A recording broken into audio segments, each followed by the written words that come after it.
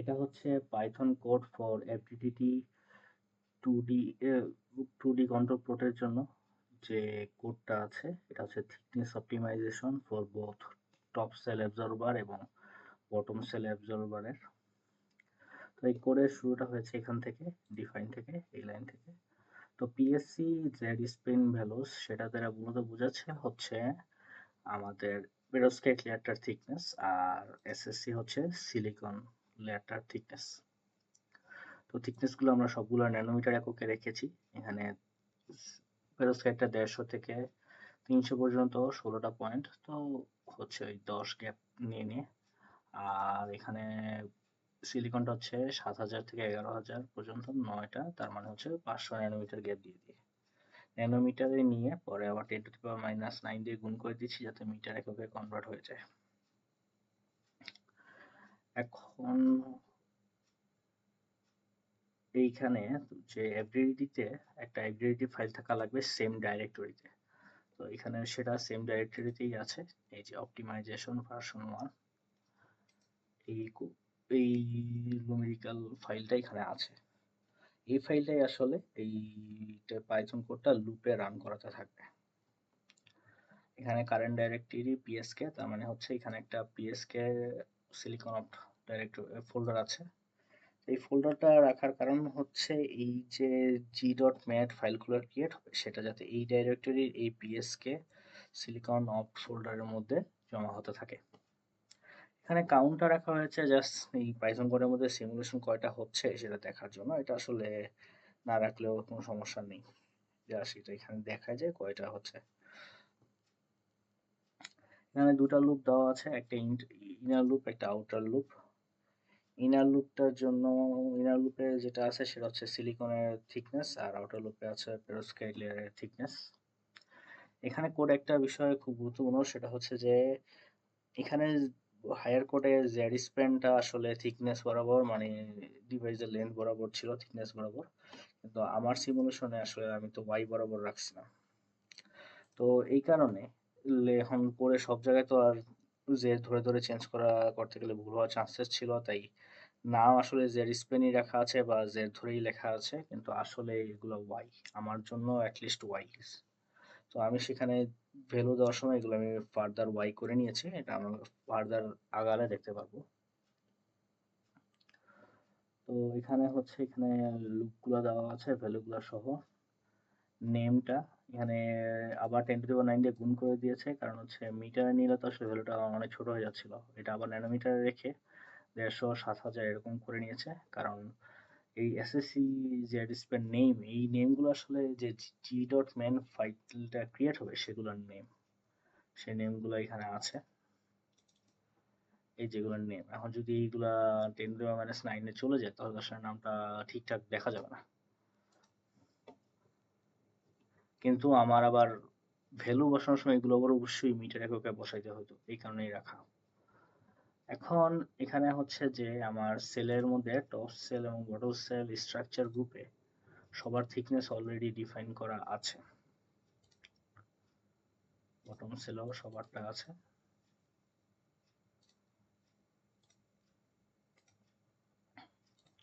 তো এখানে সবার থিকনেস তো আসলে আনচেঞ্জ থাকবে, থিকনেসটা চেঞ্জ হবে প্রতি লুপের মধ্যে টপ সেল এবং বটম সেলের জন্য। তাই এখানে আমরা জাস্ট হচ্ছে যে ভ্যালুটা চেঞ্জ করতে চাচ্ছি, এই যে h.cssngei3 আমার পেরোস্কেলের থিকনেস। এই থিকনেসটা ভ্যালুটা এখানে হচ্ছে প্রতি লুপের যে ভ্যালুটা এই 150 থেকে 300-র মধ্যে যেটা থাকার কথা সেই ভ্যালুটা ওই লুপে যেটা থাকে, ধরো যাক 180 আছে, তাহলে সেই 180টাই আসলে এখানে বসবে। আর বটম সেলের জন্য এরকম, ধরা যাক 8000 ছিল, তাহলে 8000 ভ্যালুটা এখানে বসবে। কাউন্ট প্লাস ওয়ান, আর এই জিনিসটা হচ্ছে কাউন্টিং রাখতেছে হচ্ছে কত নাম্বার সিমুলেশন চলতেছে। এটা পাইথন কোডে দেখা, এটা আসলে কোনো ইম্প্যাক্ট পড়ে না ফার্দার। এটা জাস্ট নিজে বোঝার জন্য যে আসলে সিমুলেশনটা কোন পর্যায়ে আছে। যেমন আমার তো এই লুপে তো 144টা সিমুলেশন হয়েছিল, তো ধরা যাক মিড পয়েন্টে গেছে যখন বোঝা যাবে যে 72 আউট অফ 144 এরকম দেখা যেত আর কি। এটা না দিলেও আসলে এই অংশটুকু কোডে কোনো চেঞ্জেস আসবে না। এখানে ফাইল নেম রেজাল্ট ডট পিএসকে, এটা আসলে জাস্ট হচ্ছে রাখা। এখান থেকে একটা এফডিডি ফাইল ক্রিয়েট হবে, এটা রাখা জাস্ট ওই স্ট্রাকচার ওই থিকনেস নিয়ে আর কি।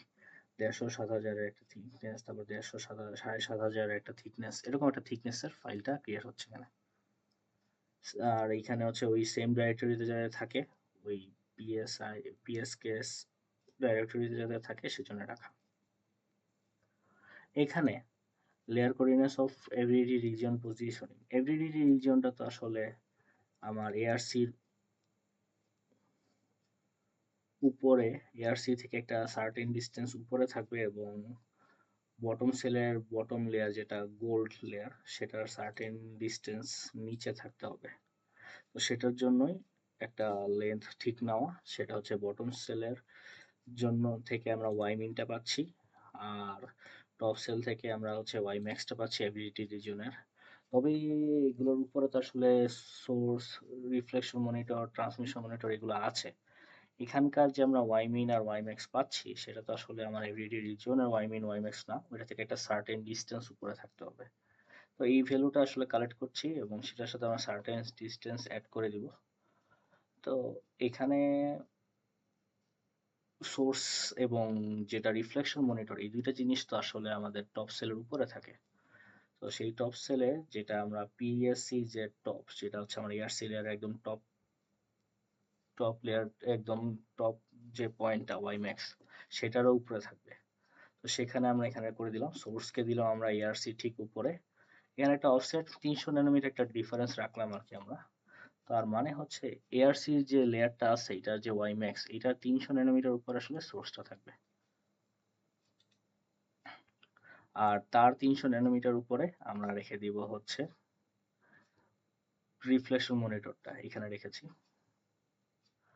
আর ট্রান্সমিশন মনিটরটা আমরা রাখছি হচ্ছে এই যে গোল্ড লেয়ারটা আছে বটম সেলে তারও 300 ন্যানোমিটার নিচে এই কোডের মাধ্যমে। আর এখানে হচ্ছে এভরিডি রিজিয়নটা ডিক্লেয়ার করছে, এবার আমরা হচ্ছে এভরিডি রিজিয়নটা ডিক্লেয়ার করে দিচ্ছি। এভরিডি রিজিয়নটা ডিক্লেয়ার করার সময় আমার অ্যাটলিস্ট, তো এখানে তো সোর্সটা তো 300 ন্যানোমিটার দূরে ছিল,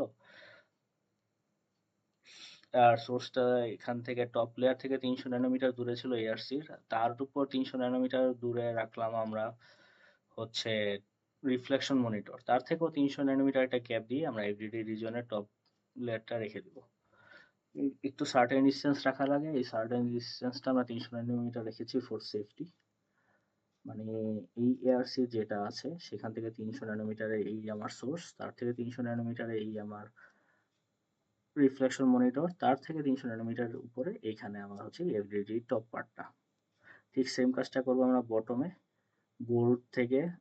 গোল্ড কন্ট্যাক্ট থেকে 300 ন্যানোমিটার নিচে আমাদের ট্রান্সমিশন মনিটর, তার থেকে 300 ন্যানোমিটার নিচে আমরা হচ্ছে এভরিডি রিজিয়নের বটম লেয়ারটা। এখানে আমরা এভরিডি রিজিয়নটা ডিক্লেয়ার করে ফেলেছি। মনিটরটা অবশ্য এইটার আগে ডিক্লেয়ার করলে হতো, সমস্যা নেই, আগে পরে হোক, করে থাকলেই হলো ঠিক মতো। কারণ এর কারণটা হচ্ছে আমরা রান আসলে এখনো দেইনি, রানটা আমরা অনেক পরে দিব, তাই এখানে আগে পরে হয় সমস্যাটা হয়নি। আর যেটা আমি শুরুতে বলেছিলাম আমার আসলে লেন্থটা হচ্ছে বা থিকনেসটা হচ্ছে ওয়াই বরাবর, কিন্তু ভাইয়ার করে জেড বরাবর ছিল, আমার এই জেড ওয়াই ওয়াইকে আবার জেডে কনভার্ট করে নিচ্ছি এখানে।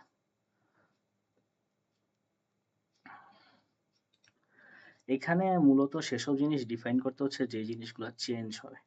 এখন আমার থিকনেস চেঞ্জ হলে তো আসলে আমার এভরিডে রিজনটা একটু বাড়াতে হবে বা একটু কমাতে হবে, আর হচ্ছে সোর্সটাও একটু উপরে উঠবে সেই অনুযায়ী, কারণ নাহলে যদি সেম রাখি তাহলে তো আমার সোর্সকে ভেদ করে ফেলতে পারে স্ট্রাকচারটা। তো সোর্সটা উঠবে, আবার রিফ্লেকশন মনিটরটা উঠবে, এভরিডে রিজনটা উঠবে, নিচে দিয়েও নামবে, এভাবে নামবে। তো এটা দেওয়া 2 দেওয়া হয়েছে, আর এখানেও 2 দেওয়া হয়েছে। এখানে 1 দিলেও হতো, 2 দিয়ে রেখেছি আর কি, সেফটির জন্য, দরকার ছিল না।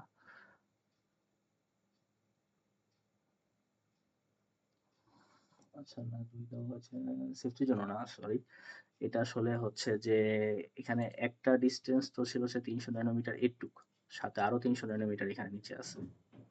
আর এইখানে যেটা সোর্স জেট, এটা হচ্ছে আমার সোর্সের যে থিকনেস সেটা বলা আছে, তো সোর্সের উপর 300, তার উপর 300 দিয়ে আসলে এফডিডি। এবার ঠিক আছে, এবার এভাবে এফডিডিটি জেডমিক্স এবং জেডমিনটা রাখা হয়েছে। এখানে সোর্স জেড রেখেছি আসলে আমরা, পিএসজে জেড টপটা রাখিনি, এই জন্য 2 দিয়ে গুণ করাই হয়ে গেছে, না হলে 3 দিয়ে গুণ করা লাগতো যদি পিএসসি জেড টপটা রাখতাম, এসএসসি জেড বটমের মতো করে আর কি।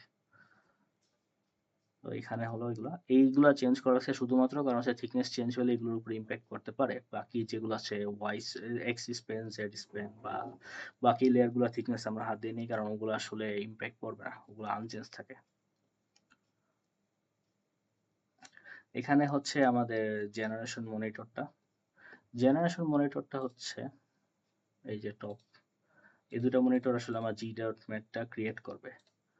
টপ জেনারেশন মনিটরটার নাম আমরা দিলাম, এখানে ডিক্লেয়ার করলাম নাম সিলেক্ট করার পর আমরা এখানে হচ্ছে ওয়াই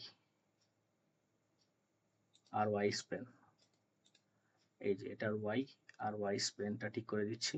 এক্স আর জেড এর সেন্টার 0 0 আর X span 2 Y Z span 1 এই দুটো ফিক্স, এই জন্য এগুলো আর ডিক্লেয়ার করা লাগে না, যেগুলো আমরা ডিক্লেয়ার করি না ওগুলো আনচেঞ্জ থাকে। আর জি এক্সপোর্ট ফাইল নেম, এখানে হচ্ছে এক্সপোর্ট ফাইল নেমটা কি হবে সেটা ঠিক করে দেয়। জি ডট পিএসকে এখানে হচ্ছে লুপের নাম্বারটা দেওয়া, এই যে জি ডট টপ জি টপ পিএসকে 150 ন্যানোমিটার ছিল টপ লেয়ারের থিকনেস, 7000 ন্যানোমিটার ছিল বটম লেয়ারের থিকনেস, এটা দেওয়া আছে। বটম সেলের জন্য এটা রাখা আছে, সেম উপায়ে বটম সেলের জন্য এটা দেওয়া হয়েছে।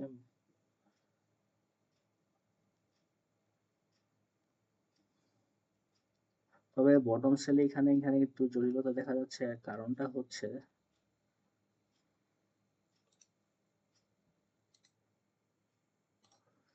এখানে এটা কারণটা হচ্ছে এখানে তো জাস্ট টপ সিএস এসএনজি আই3 লেয়ারটা একটা লেয়ার ছিল, এখানে কিন্তু আসলে অ্যাবজর্পশনটা আমরা হচ্ছে এই সিলিকন ফ্রন্ট থেকে শুরু করে এই সিলিকন ব্যাক সবার অ্যাবজর্পশনটাই আসলে ক্যালকুলেশনে রাখছি। তো এই কারণে সবার ক্যালকুলেশনটাই রাখছি। উদয় স্যার ফাইলেও এই সিলিকন ফ্রন্ট থেকে এই সিলিকন ব্যাক সবার ক্যালকুলেশনটা রাখা হয়েছিল এফডিডি সিমুলেশনে, তাই আমরা সেভাবে রাখছি। তো এই জন্য হচ্ছে লেয়ার দুটো থেকে আলাদা করে ওয়াই ম্যাক্স আর ওয়াই মিনটা নেওয়া হয়েছে। ওয়াই ম্যাক্স মানে হচ্ছে এই সিলিকন ফ্রন্টের ওয়াই ম্যাক্স এবং এই সিলিকন ব্রেকের ওয়াই মিন পর্যন্ত আসলে আমরা যে জি ডট ম্যান ফাইলটা নিব। এখানে হচ্ছে জেড স্পেনটা ক্যালকুলেট করছে, মানে হচ্ছে যে আমার আসলে কতটুকু হয়, এই ডিস্টেন্সটা কত, আর সেই সাথে এখানে 2 দিয়ে ভাগ করছে হচ্ছে সেন্টারটা দেওয়া লাগে। জি ডট মড বসানোর সময় এটা আসলে আমরা এমনিও করে থাকতাম, আগে ম্যানুয়ালি ক্যালকুলেশন করতাম ইন্ডিভিজুয়ালি করতে গেলে, এখন প্রত্যেকবার তো সম্ভব না, তাই একটা সূত্র লিখে রাখা হয়েছে। তো এই যেটা হচ্ছে ওয়াই স্পেনটা, যেটা আসলে হচ্ছে আমার এ সিলিকন ফ্রন্টের ওয়াই ম্যাক্স আর এ সিলিকন বটনের ওয়াই মিনের ডিফারেন্সটা এখান থেকে বোঝা যাচ্ছে আসলে কতটুকু লেন্থ হবে। আর ওইটা সেন্টার হচ্ছে, এটা মিড পয়েন্টে থাকবে, এটা সেন্টার করে রাখা হয়, কারণ মিড পয়েন্টটা না থাকলে একটু উপর নিচে চলে যেতে পারে, অন্য লেয়ারে ঢুকে যেতে পারে। সেম কাজটা আসলে আমরা টপ সেলও করেছিলাম, কিন্তু একটা লেয়ার থাকে আসলে দেখতে এতটা বিদঘুটে লাগেনি। ওয়াই ম্যাক্স ওয়াই মিন নিয়েছি, অর্ধেক করে দিয়েছি, আর এখানে সোলার জেড স্পেনে হচ্ছে জেড স্পেনটা নিয়েছি ওই লেয়ারের টপ আর বটমের ডিফারেন্স দিয়ে। সেম ভেরিয়েবলে রেখেছি সেম কাজের জন্য, কারণ ভেরিয়েবলটা পরে আবার নতুন ভ্যালু নিচ্ছে, আগের ভ্যালুটা সে ছেড়ে দেয়, সো সমস্যা নেই এখানে। রান সেট আপ সেভ ডিরেক্টরিতে আবার run analysis R switch to লেআউটে করার কারণ হচ্ছে অ্যানালাইসিস মোডে থাকলে এটা ফাইলটা অনেক বড় হয়ে যাবে, কয়েক জিবি খেয়ে ফেলতে পারে এইভাবে, 100 150, তাহলে যদি প্রত্যেকটা ফাইল 1 জিবি করে খায় তো আসলে প্রায় 150 200 জিবি হয়ে যাবে। অবশ্যই লেআউট মোডে রাখতে হবে এটা, এখান থেকে সেম ডাইরেক্টরিতে যাতে সেভ থাকে সেজন্য এটা রাখা। এটা হচ্ছে এক্সপোর্ট ফাইল নেম, ফাইল নেমটা কি নামে থাকবে, জি বটম পিএসকে 150 থেকে 7500, 150 হচ্ছে পেরোস্কাইট লেয়ারের থিকনেস আর 7500 হচ্ছে সিলিকন লেয়ারের থিকনেস। তো আমার এই দুইটা জেনারেশন ফাইলগুলোই আসলে দরকার চার্জে পাঠানোর জন্য, আর কিছু আসলে আমাদের এভরিডে সিমুলেশন থেকে দরকার নেই, এগুলো আমরা পাঠিয়ে দিই।